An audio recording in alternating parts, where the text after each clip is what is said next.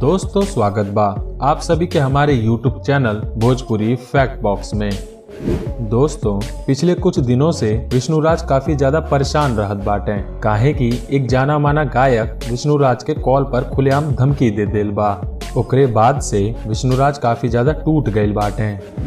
धमकी मिलले के बाद विष्णुराज खलीलाबाद जाना आना भी बंद कर देल बाटे, काहे कि कॉल रिकॉर्डिंग में विष्णुराज के साफ साफ काल बा कि आइंदा इनके कब्बो खलीलाबाद में शूटिंग करत ना ही लौके चाही।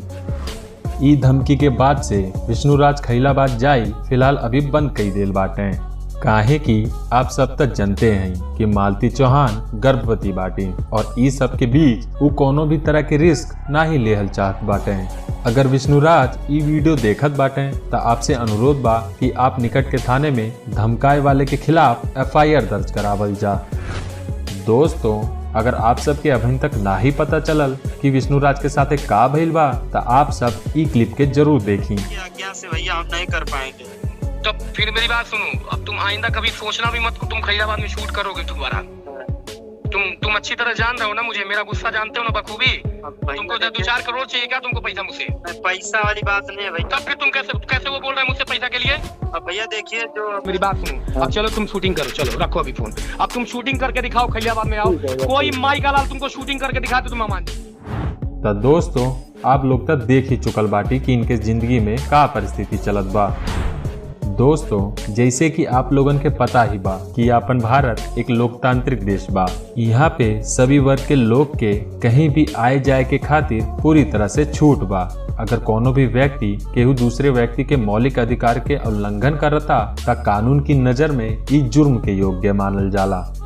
इंडियन पिनल कोड में धारा 506 के तहत अगर कोनो भी व्यक्ति दूसरे व्यक्ति के सामने से या फोन कई के धमकावत बा या फिर जान से मारे के धमकी देत बा त ई अपराध के श्रेणी में आवाला।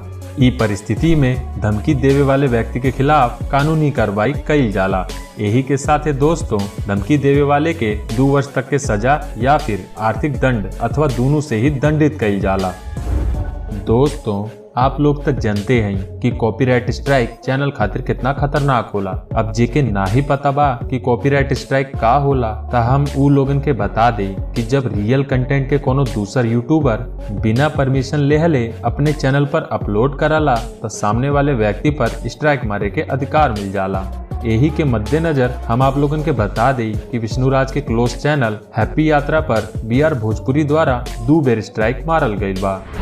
दोस्तों आप सबसे अनुरोध बा कि ऐसन परिस्थिति में हमन लोगन के विष्णुराज के पूरी तरह से सपोर्ट करे के चाहिए। जैसे कि आप लोगन के पता बा कि वो एक गरीब परिवार से बिलोंग करेले और एक गरीब खातिर ये सब चीज बहुत ज्यादा हावी हो जाला। तो कृपया कई के हम सब के विष्णुराज के सपोर्ट में खड़ा होए के चाहिए और वापिस से वो अपन वीडियोस के द्वारा ऐसे ही हम सबके मनोरंजन करत रहे।